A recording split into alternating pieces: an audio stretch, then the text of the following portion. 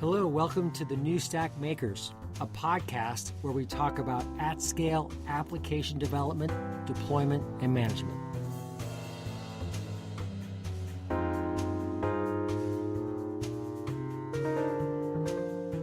The New Stack thanks the Cloud Native Computing Foundation for sponsoring our podcast from KubeCon plus CloudNativeCon in Austin, Texas.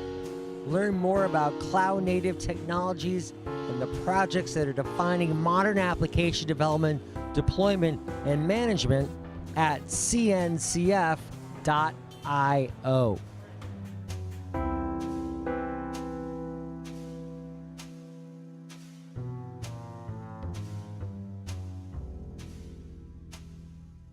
Hey, it's Alex Williams here at the New Stack, here for day 2 of KubeCon plus CloudNativeCon. This is the KubeCon day, and we're here to talk about the future of Kubernetes. And wondering if you guys could just introduce yourselves, and we'll just get started in the discussion. Hi, yeah, my name's Phil Wittrock.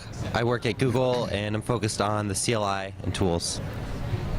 Hi, my name is Aparna Sinha. I work with Phil Wittrock at Google, and I lead product management for Google Kubernetes Engine, genius, and also for the open source Kubernetes project. Hi, Alex. Hi, everybody. My name is Crickenberger. I work for Samsung SDS as their community evangelist. Currently co-lead of the special interest group around testing for Kubernetes. I participate actively in the contributor experience special interest group, the scalability special interest group, and I recently got elected to the steering committee. In fact, I have 2 people, both of them on the I too got elected to the steering committee. So what is so tell us, what is this steering committee, because it's relatively new, isn't it? And what is this role? So I think that Kubernetes as a project is kind of going through its adolescence, and as we go through growing pains, we occasionally need to have like a decision maker or a decider, right? Except since the Kubernetes community is kind of all about openness and transparency, and trying to sort of hand control of the project over to the community, instead of having a benevolent dictator for life type of role, we'd rather have that role shared amongst a committee of people. And so what we initially did was take the 7 people who sort of were most knowledgeable about the project and were there from its inception, and so kind of have the cultural values and identity of Kubernetes. And they sort of laid out a charter. We then elected 6 additional members from the community who are active contributors, such as Phil and myself. And our job is basically to try as hard as possible not to be the bottleneck on making any decisions. When and where possible, we believe that the Kubernetes community is filled with people who are tackling challenging and interesting problems every day, and they probably best know how to solve those problems, but oftentimes don't necessarily feel like they have the authority or capability to do that. And so in general, we'd like to give people the mandate to do what it is they think needs to be done to drive this project forward in as open and transparent a way as possible. Yeah. As a member of the community, I find that the steering committee is a guiding light. If we have challenges or we want to propose a new process, so for example, I'm part of the product SIG, and we're often thinking about new ways after each release and after each retrospective. How can we make the release more transparent? How should we be writing about Kubernetes in our documentation? We can take those proposals to the steering committee, and that's a trusted body that's been elected by the community to give us guidance. Yeah, I can think of another example is like within the SIGs, I don't think we have a consistent way of how decisions are necessarily made or proposed or escalated, and without that organizational structure, it can be really hard for groups of people to own their areas. Yeah, as I understand, the SIGs are pretty much independent. They're autonomous, but they're federated as well. And so now you are trying to find ways to structure the organization that allows them to continue to kind of build in the manner that they want to build out their SIG. But the steering committee plays a role, like, for example, I mean, I know that there's considerations, for example, for Containerd and Creo, for example, right? You know, and so there's going to have to be some decision making around that, right? You know, what is it going to, you know, how's the community going to resolve these kinds of issues? That seems the role to me of the steering committee right now. Yeah, and Or am I wrong? I don't know. well, no, I think you're like touching on exactly the sorts of issues that are percolating up to us, and I think like. When and where possible, it's useful to keep in mind that the steering committee is currently 13 people who all also seem to have day jobs. Right. And so while the community really wants the steering committee to figure out what the best thing is within the community for each certain class of problem, and what's the best way to organize everything, and what's the best way to mandate that SIGs make their decisions, and what's the most effective way to do code of conduct in an open and transparent way, and where should we allocate all of our funding, it's kind of difficult to tackle all of that at once. And so I think, at least me personally, I think the steering committee's biggest mandate is to figure out how to delegate all of that responsibility back to the SIG. So early in our reception, and even leading up to the steering committee, a lot of people are like, well, we're going to put that problem on hold until the steering committee is around so that they can tackle it. And I think that's really nice and ideal. However, ultimately, what we in the steering committee would appreciate most is for people to sort of propose their solutions to the problem so that we can iterate on something. So I think a great example is, as you talk about cryo and different container runtimes, right? Those all sound like things that, to me, the Node Special Interest Group has a lot of purview over that into sort of deciding how do we make sure that kubelet can support all of these different container runtimes. But I don't necessarily think that we, the steering committee, should have any mandate over which is the best runtime, because the best runtime really depends on the use cases. Right. I think another good example is in terms of defining what is Kubernetes. That's something that I would be looking to the architecture special interest group to make that decision sort of out in the open, as opposed to having a core group of 13 people make this decision in secret and then impose it upon the community. Right. It's much more informative to have the community kind of come to some rough kind of consensus, and when and where they can't, we can kind of hash that out internally. I see.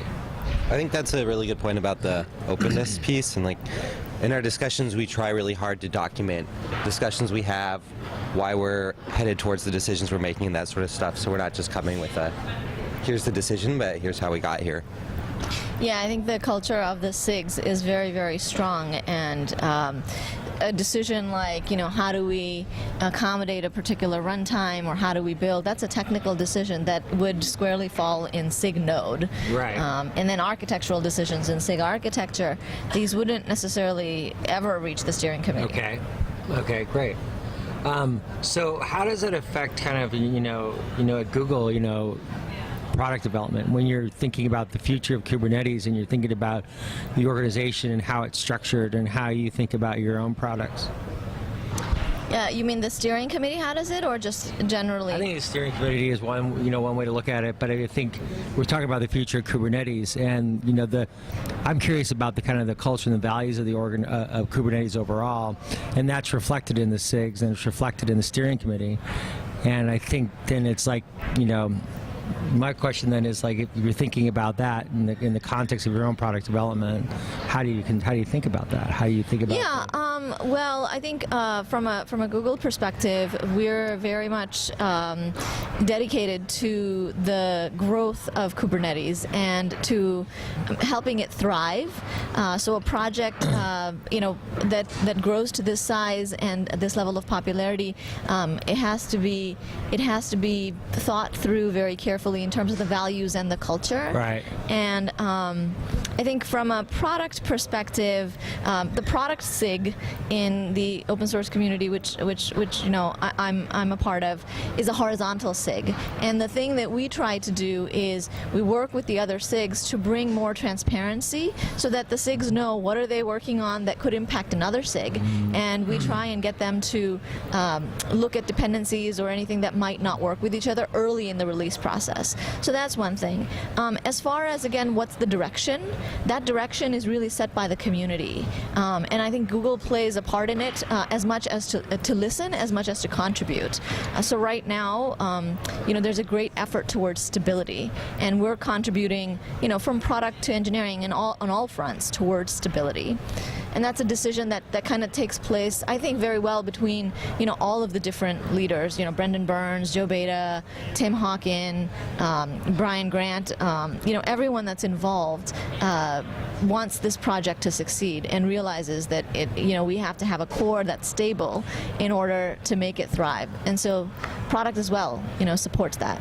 So we talk about the adolescence, Kubernetes adolescence, and and its maturity. And this seems reflected in what you're talking about, like the overlapping kind of nature of SIGs, and like how you kind of how you define boundaries and what are the constraints, for example, in the SIGs, and how does that kind of relate to then the steering committee and kind of the overall culture of the organization. How would you characterize then Kubernetes at this point as an adolescent? What are the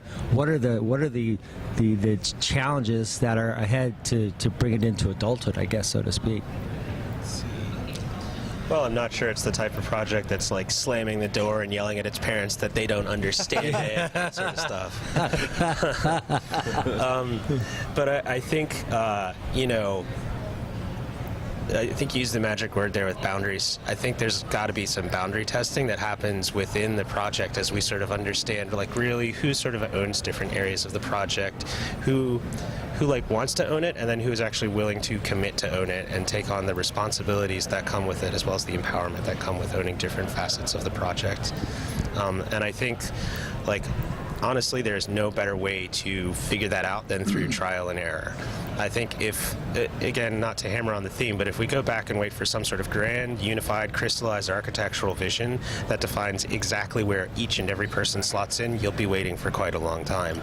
And I'm a much bigger fan of, like, delivering value incrementally, whether that be in terms of software or in people or in processes. And so we're super enthusiastic about just trying a couple things out and seeing, like, as an adolescent generation, like, what are the cultural norms that we're going to adopt that other projects haven't necessarily adopted yet, and which ones work for us? What are the trends we're going to buck? So let me take that adolescence metaphor, since I have a near adolescence, and I can see what's going to happen. So there's actually two keynotes. One keynote tomorrow by Brian Grant talks about what is Kubernetes, and I think that's the existential question that certainly in adolescence, my daughter, I think is going through. It's just like, who am I, right? And when you have this rich community and you're popular, and all of this, these projects are kind of crowding around you. Who is Kubernetes? What is it? And I would encourage everyone to go to that talk. But that's really where we're defining the core of it and saying, that core is going to be stable. And I think that's part of growing up and maturing, right? So that's a good metaphor. Right. I think the second piece, and this was highlighted in Hen Goldberg's talk this morning, which I think was an amazing keynote, is about extensibility and empowerment. And I think that is something that, as an adolescent, I can tell you that they're looking for. And I think it's essential for this project. And so that extensibility and those 4 or 5 very rich mechanisms for extensibility enable people to build on top of this really core, stable core.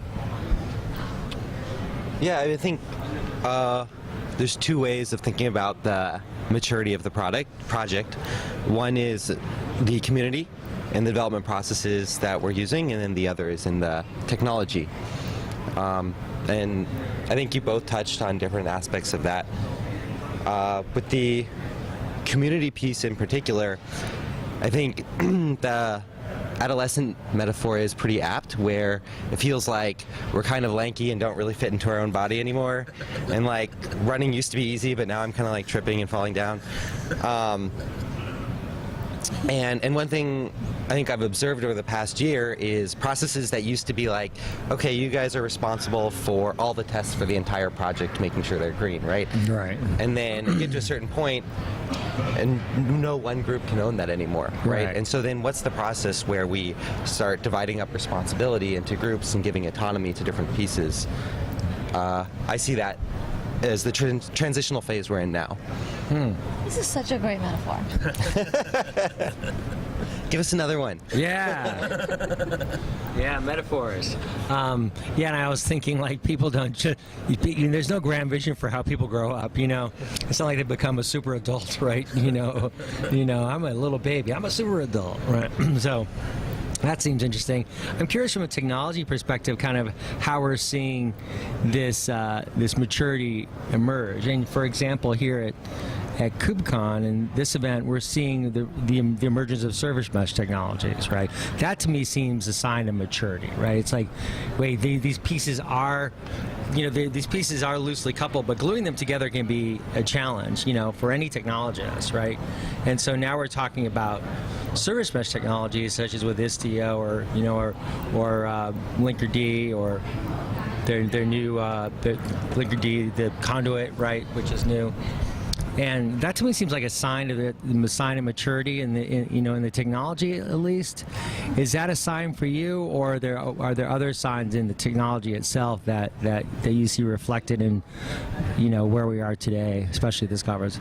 I'm going to hit. I can take that. Yeah, I think that is definitely a sign of maturity. I think there are other signs as well. Let me start with the other signs, and then I'll come back to this one. So obviously the emergence of standards like CNI and CSI, which is the storage interface, and of course the CRI, with the runtime interface. So the emergence of these standards is a sign of maturity. I think the conformance program with the 30 plus or nearly, actually now 40 plus distributions that are conformant, that's a sign of maturity. And then the extensibility mechanisms, the 3 or 4 extensibility mechanisms that Hen spoke about, those are signs of maturity. And in fact, Istio and other service mesh type technologies integrate into Kubernetes through those mechanisms. And the reason that the service broker pieces are a sign of maturity, because it's really now we're moving up the stack, not not just about networking and operating systems and container runtimes. That stuff is standardizing, and now we're moving up the stack and thinking about,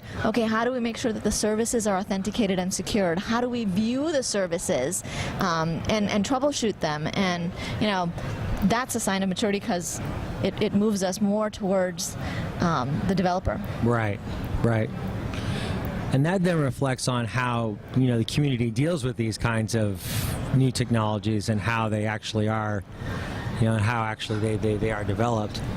The security story is interesting to me too because the security is so different, right? Like how you think about security. Yeah, I think security and identity, I expect 2018 to be the year of maturing of security and identity in the container and particularly Kubernetes space. We talked about that yesterday with Brendan and Tim about the container identity issue, right?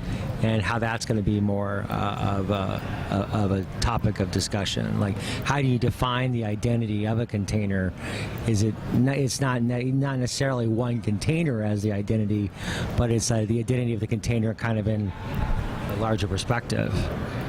So I think maybe to go back to your question about the sort of the signs of the maturity, I think you touched on a great point where we've all kind of grokked and understood that the cloud native pattern of deploying applications is kind of a really great way to do it going forward. And we've also kind of accepted that Kubernetes seems to be the de facto way of expressing a lot of these problems in a way that makes sense, which I mean is intuitive to me because Google spent 10 years doing this before they even started sharing this knowledge with the rest of the world through Kubernetes. And I think now we're getting to the point where the rest of the world has accepted as de facto that base starting point, that core, that nucleus that we expect to become boring.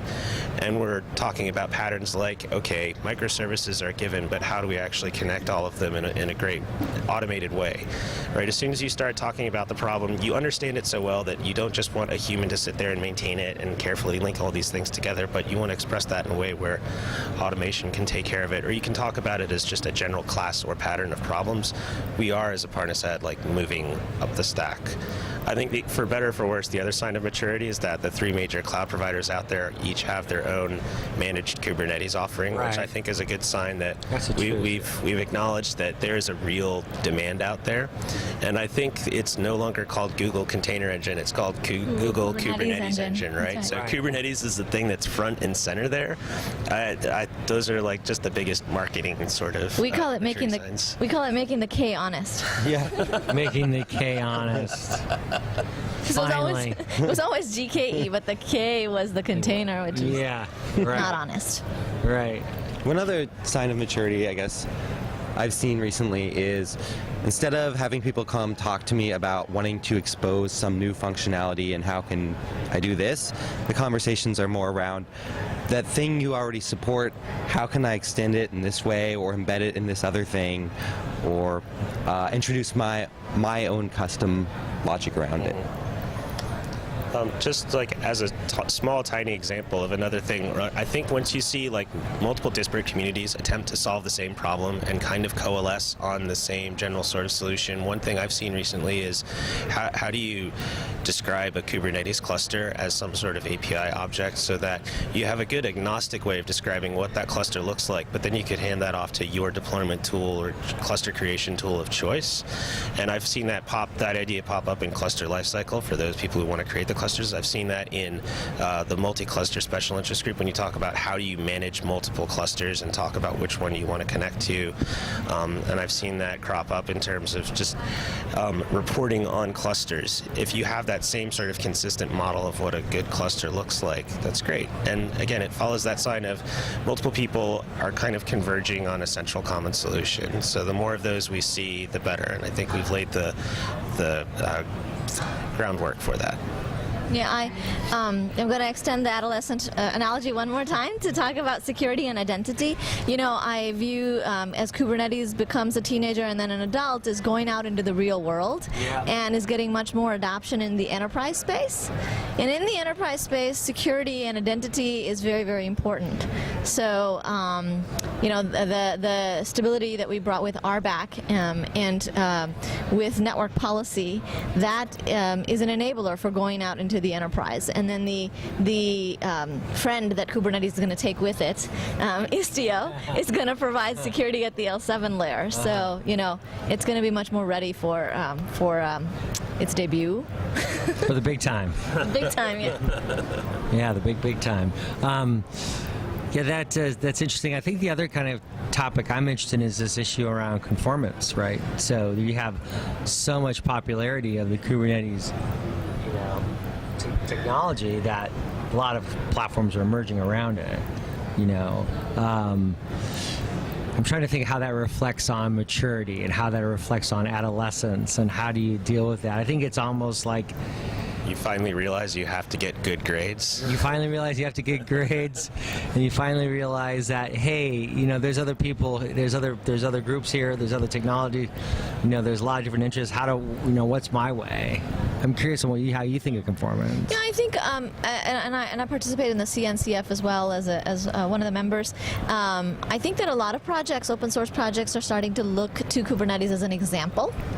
Okay, this is how you run an open community, this is how you do testing, this is how, and I mean, it's kind of scary because we're still growing up ourselves, but I think that we're starting to feel like, yeah, you know, we're setting an example. It's like your younger brother, right, looking up to you when they're like 8, you know, and you're 16, and they think you got it figured out, but you're like, no, man. Yeah, we're like, yeah. Yeah. I don't know. The conformance stuff is kind of near and dear to my heart as one of the co-founders of SIG testing. The reason I started that SIG in the first place was because I wanted to help show the rest of the world that Kubernetes worked in all of the different places. Like, part of the initial selling points I thought for Kubernetes was this is truly kind of the like run once, run anywhere sort of paradigm. If you can, just as long as you can run it on a Kubernetes cluster, anywhere Kubernetes cluster runs, it'll work. But then all the automated testing that we had to begin with was mostly Google-based, even though I knew that it worked on AWS, because Samsung really recognized that we needed to prove to larger enterprisey customers that, for better or for worse, they thought that AWS was, you know, the cloud that nobody got fired for buying, just like nobody got fired for buying IBM. And so, you know, through SIG testing, we helped improve the coverage and frequency and automation of testing on AWS. And I think I'm really excited to see this conformance effort move forward where, you know, you can just sort of go look at a page and see here are all the distributions and here are all sort of the levels of conformance that they have. I know there are efforts to move conformance beyond just the, yeah, it supports the 80 plus or the 120 tests or so that cover these, you know, 50 or so APIs to this is the distribution that's conformant when we talk about performance profiles and meeting, you know, latencies and thresholds. This is the distribution that's conformant as far as supporting high performance networking or storage or embedded distributions. And I'm really excited to see that move forward in an open and transparent way where the community is empowered to submit data that proves their stuff is awesome. There's no like central gatekeeper other than the quality of the code and the results that it generates. So yeah, it's super cool. I think, I would love to kind of continue this conversation. We got to come to a close, but the other part of it that I'm really thinking about too is just like the growing community itself, right? As the number of contributors increase, right, it's going to become that more complex to manage overall, and that seems to me like another topic for another day, but that seems like the big issue coming forward as well. I will just tie back real quick. So, and you said the sort of the values of Kubernetes is something that Sarah Novotny is going to cover in her keynote tomorrow. Yeah. It was something that sort of the Bootstrap Steering Committee tried to rattle off, but we decided that was outside of the initial scope of our charter. Right. And the steering committee recognizes that the growth and health of the community is like priority number one in order to continue to keep this a healthy project. Contributor experience is sort of the special interest groups that is actively working on that, and I believe we're going to hear about some sort of mentorship programs to really help tackle this. That seems like it'll be needed.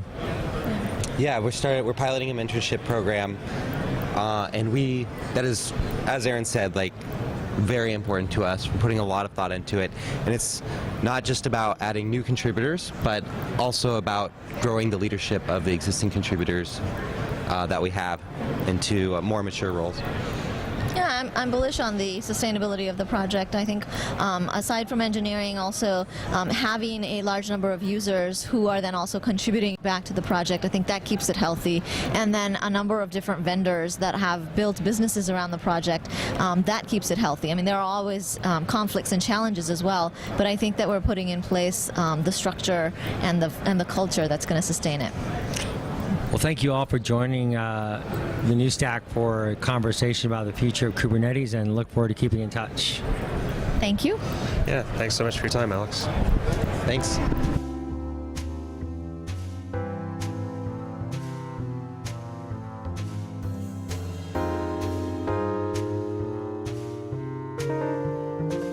The New Stack thanks the Cloud Native Computing Foundation for sponsoring our podcast from KubeCon plus CloudNativeCon in Austin, Texas. To learn more about cloud native technologies and the projects that are defining modern application development, deployment, and management at cncf.io.